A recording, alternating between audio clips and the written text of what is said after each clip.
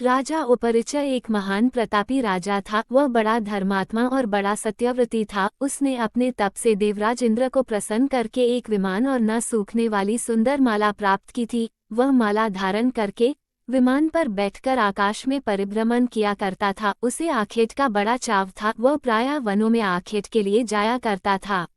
उपरिचय की रानी का नाम गिरिका था। गिरिका भी बड़ी सुंदर और पवित्र हृदया थी। वह अपने पति को प्रेम तो करती ही थी, ईश्वर के प्रति भी बड़ी आस्थालु थी। निरंतर भजन और चिंतन में लगी रहती थी। एक बार गिरिका ऋतुमती हुई। 3 दिनों के पश्चात जब वह शुद्ध हुई तो उपरिचय उसके साथ रमन करने से पूर्व ही वन में आखेट के लिए चला गया। राजा आखेट के लिए चला तो गया, किंतु उसका ध्यान रानी के साथ रमन करने की ओर ही लगा रहा। दोपहर का समय था। राजा वन में एक अशोक वृक्ष के नीचे बैठा हुआ था। शीतल और सुगंधित हवा चल रही थी। मृदुल स्वरों में पक्षी गान कर रहे थे। राजा का ध्यान रानी की ओर चला गया। वह रमन के संबंध में मन ही मन सोचने लगा। राजा कामातुर हो उठा और उसका वीर्य स्खलित हो गया। राजा ने सोचा, उसका वीर्य व्यर्थ नहीं जा सकता, अतः उसने अपने वीर्य को एक दोने में रखकर विमान में बैठे हुए बाज पक्षी को बुलाकर उससे कहा, तुम इस दोने को ले जाकर मेरी रानी को दे दो, वह इसे अपने गर्भ में धारण कर लेगी।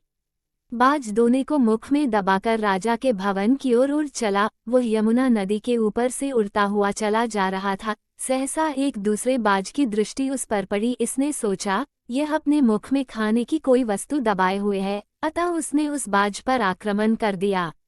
दोनों बाजों में घमासान युद्ध करने लगा। परिणाम ये हुआ कि पहले बाज के मुख से दोना छूटकर यमुना के जल में गिर पड़ा। दोने में रखा वीर्य पानी में मिल गया। एक मछली की वीर्य पर दृष्टि पड़ी। उसने सोचा ये खाने की वस्तु है, अतः वह उसको पानी के साथ निगल गई।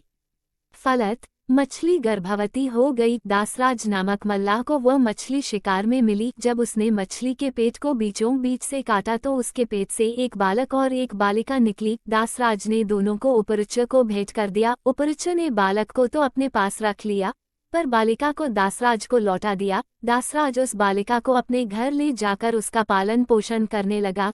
दासराज ने बालिका का नाम सत्यवती रखा। वह मछली के पेट से उत्पन्न थी, इसलिए उसके शरीर से मछली की सी गंध निकला करती थी, अतः लोग उसे मत्स्यगंधा भी कहा करते थे। मत्स्यगंधा धीरे धीरे बड़ी हुई। वह बड़ी रूपवती थी। वह रात्रियों को अपनी नाव पर बैठाकर इस पार से उस पार पहुंचाया करती थी। एक दिन दोपहर के समय महर्षि पराशर वहां जा पहुंचे। वे मत्स्यगंधा को देखकर उस पर मुग्ध हो गए। उन्होंने उससे कहा, सुंदरी, तुम्हें अपूर्व सुख मिलेगा, मैं तुम्हारे साथ रमन करना चाहता हूँ। मत्स्यगंधा ने उत्तर दिया, महर्षि, आप ये कैसी बातें कर रहे हैं? दोपहर का समय है, आसपास लोग बैठे हुए हैं, मैं आपके साथ रमन कैसे कर सकती हूँ?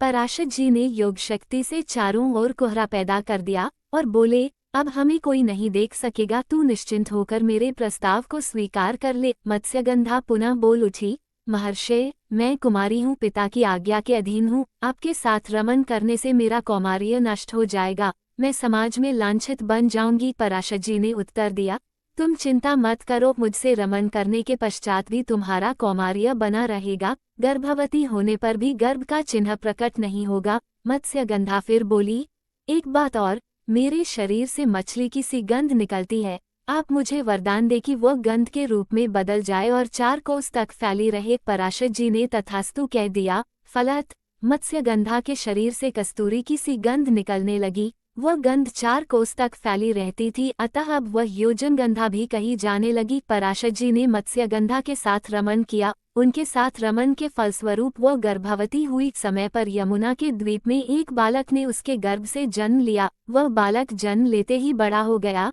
वह तप करने के लिए वन में चला गया। वही बालक जगत में वेदव्यास जी के नाम से प्रसिद्ध हुआ। वेदव्यास जी का पूरा नाम कृष्ण द्वैपायन वेदव्यास था। वे श्याम वर्ण के थे, इसलिए उनका नाम कृष्ण पड़ा। वे 2 द्वीपों के बीच में पैदा हुए थे, इसलिए द्वैपायन कहे जाते थे। वेदों के पंडित होने से वेदव्यास कहे जाते थे। वेदव्यास जी अमर हैं, वे आज भी धरती पर विद्यमान हैं और किसी किसी को दर्शन देकर कृतार्थ करते हैं।